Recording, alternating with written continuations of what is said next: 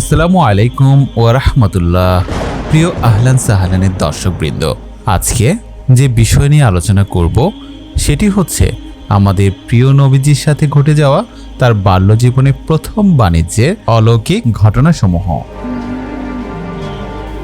যে জীবন মানুষকে অভিভূত করে, যে জীবন আল্লাহর নিকট আত্মসমর্পণের একটি অলৌকিক পরিচয় বহন করে এবং যে জীবন সব মানবের কল্যাণে সর্বসময়ের জন্য নিয়োজিত, সেই জীবনের একটি আশ্চর্যজনক উদাহরণ আমাদের প্রিয় নবী হযরত মুহাম্মদ সাল্লাল্লাহু আলাইহি ওয়াসাল্লাম।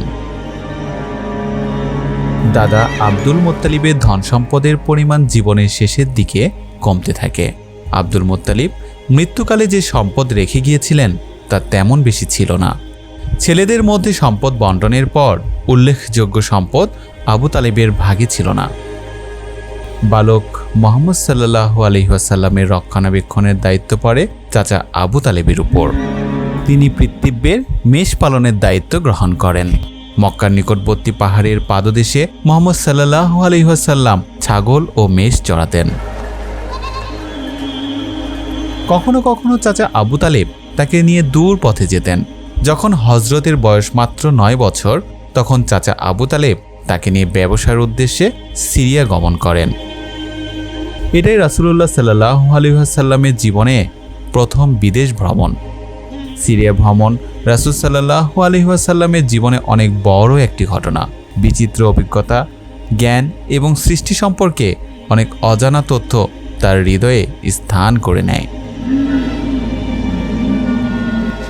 12 বছর বয়সে চাচার সাথে ব্যবসা উপলক্ষে তিনি সর্বপ্রথম সিরিয়ার বুসরা শহরে গমন করেন। আবু তালেবের কাফেলা সেই স্থানে তাঁবু খাটায়। ওই তাঁবুর কাছে ছিল খ্রিস্টানদের একটি মঠ। সেখানে বাহিরা নামক দূরদৃষ্টিসম্পন্ন খ্রিস্টান পাদ্রী থাকতেন। সেই পাদ্রী ইহুদি ধর্মগ্রন্থ তাওরাত এবং খ্রিস্টান ধর্মগ্রন্থ ইনজিল থেকে শেষ নবীর লক্ষণ ও পরিচয় সম্পর্কে পুরোপুরি জ্ঞান রাখতেন। মঠের কিছু দূরে আবু তালেবের কাফেলা অবস্থান করছিল। সেই পাদ্রীর সাথে সাক্ষাৎ হলে তিনি মক্কার কাফেলাকে আন্তরিক আতিথেয়তায় আপ্যায়িত করেন এবং কিশোর মোহাম্মদের হাত ধরে কাফেলার নেতা আবু তালেবকে বলেন, এই বালক বিশ্বজাহানের নেতা, একে আল্লাহ বিশ্ব চরাচরের রহমত হিসেবে প্রেরণ করবেন। তখন আবু তালেব বললেন, কিভাবে আপনি কথা বুঝলেন? তিনি বললেন, গিরিপথের অপর প্রান্ত থেকে যখন আপনাদের কাফেলার দৃষ্টিগোচর হচ্ছিল, তখন আমি খেয়াল করলাম যে সেখানে এমন কোনো প্রস্তরখণ্ড বা বৃক্ষ ছিল না যে এই বালকের প্রতি সিজদায় পতিত হয়নি। সুবহানাল্লাহ। আর নবী ব্যতীত এরা কাউকে সিজদা করে না। তাছাড়া মেঘ তাকে ছায়া করছিল, গাছ তার প্রতি নুয়ে পড়ছিল। এতদ ব্যতীত মোহরে নবুয়ত দেখে আমি তাকে চিনতে পেরেছি, যা তার বাম স্কন্ধমূলে ছোট্ট ফলের আকৃতিতে উঁচু হয়ে আছে। আমাদের ধর্মগ্রন্থে আখিরি নবীর এসব আলামত সম্পর্কে আগেই আমরা জেনেছি। ইবনু ইসহাক বলেন, পাদ্রী বাহিরা তাকে পৃথকভাবে ডেকে নিয়ে লাত ও উজ্জার দোহাই দিয়ে কিছু প্রশ্ন করেন। বলা বাহুল্য, লাত এবং উজ্জা ছিল দুটি মূর্তি যা তখনকার মানুষ আরব উপদ্বীপে পূজা করত। তারা 14 বছর আগে নবী মুহাম্মদ সাল্লাল্লাহু আলাইহি ওয়াসাল্লাম দ্বারা ধ্বংস হয়েছিল। তখন তরুণ মুহাম্মদ সাল্লাল্লাহু আলাইহি ওয়াসাল্লাম তাকে বলেন, আমাকে লাত ও উজ্জার নামে কোনো প্রশ্ন করবেন না। আল্লাহর কসম, আমি এ দুটির চাইতে কোনো কিছুর প্রতি অধিক বিদ্বেষ পোষণ করি না। অতঃপর তিনি তাকে তার নিদ্রা, আচরণ, আকৃতি ও অন্যান্য বিষয় সম্পর্কে জিজ্ঞেস করেন। সেগুলিতে তিনি তাদের কিতাবে বর্ণিত গুণাবলীর সাথে মিল পান। একদিন কাফেলারা মক্কা থেকে আশ্রামে বাণিজ্যের উদ্দেশ্যে রওনা হয়।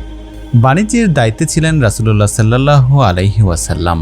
এই সময়টিতে মুহাম্মদ সাল্লাল্লাহু আলাইহি ওয়াসাল্লামের মধ্যে নবুয়তের বেশ কিছু লক্ষণ দেখা গিয়েছিল, আর এসবের সাক্ষী হয়েছিল মাইশারা। তিনি ছিলেন হযরত খাদিজা রাদিয়াল্লাহু তাআলা আনহার গোলাম।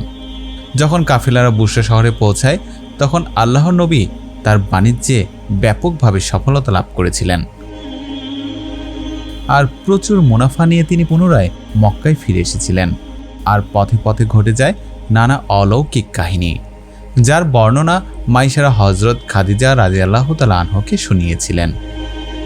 মাইশারা হযরত খাদিজা রাদিয়াল্লাহু তাআলা আনহুকে বলেন, আল্লাহর কসম, এমন ঘটনা আমি এর আগে কখনো দেখিনি।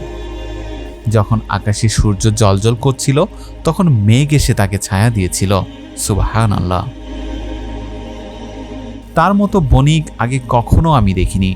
সে ক্রেতাদেরকে বলেছিল যে দ্রব্যের মূল্য না এর চেয়ে বেশি দিবে, না এর চেয়ে কম। মালিক এর মূল্য ধরে দিয়েছেন। আপনারা যদি এই মূল্য দিয়ে নিতে চান তাহলে নিন, না আমি এর চেয়ে কম মূল্যে দিতে পারবো, আর না এর বেশি মূল্য দিয়ে দিতে পারবো, কারণ আমার মালিকের এটাই নির্দেশ। এরপর সব ক্রেতারা তার কাছে ভিড় করলেন। এক নিমিষে সব কিছু বিক্রি করে মোটা অঙ্কের মুনাফা নিয়ে চলে গেল। তার চোখে অন্য এক আলো দেখেছি, যা আগে কখনো দেখিনি। একটি খারাপ কথাও বলেনি সে। তার বিরুদ্ধে কেউ কোনো নালিশও দেয়নি। এমনকি আমি তাকে ওখানে একটা মিথ্যা শব্দও বলতে শুনিনি। তার মুখ থেকে বের হওয়া প্রতিটি শব্দই সত্য। আব্দুল্লাহর পুত্র মুহাম্মদ একজন পবিত্র মানুষ। তাকে একবারে চোখ বন্ধ করে বিশ্বাস করা যায়। আল্লাহর কসম, মেঘ এসে মুহাম্মদ সাল্লাল্লাহু আলাইহি ওয়াসাল্লামকে ছায়া দিচ্ছিল। যখনই রোদের তাপ বাড়ছিল তখন সে একটা গাছের নিচে বসলো। একজন পাদ্রী এসে জিজ্ঞেস করলো, ওখানে কে বসে আছে? আমি বললাম, আরবীয় এক বণিক। সে বলল, শুধুমাত্র নবীরাই এই গাছের নিচে বসতে পারেন। সুবহানাল্লাহ। যৌবনে উপনীত হয়ে মহানবী সাল্লাল্লাহু আলাইহি ওয়াসাল্লাম ব্যবসাকে জীবিকা হিসেবে গ্রহণ করেছিলেন। একজন ব্যবসায়ীর প্রধান গুণ হচ্ছে প্রতিশ্রুতি পূরণ করা এবং প্রতিজ্ঞা রক্ষা করা। ব্যবসা ক্ষেত্রে তার সাথে যাদের প্রতিদ্বন্দ্বিতা ছিল তারাও নানাবিধ সদ্গুণের প্রশংসা করেছেন। সবার কাছে তিনি ছিলেন আল আমিন।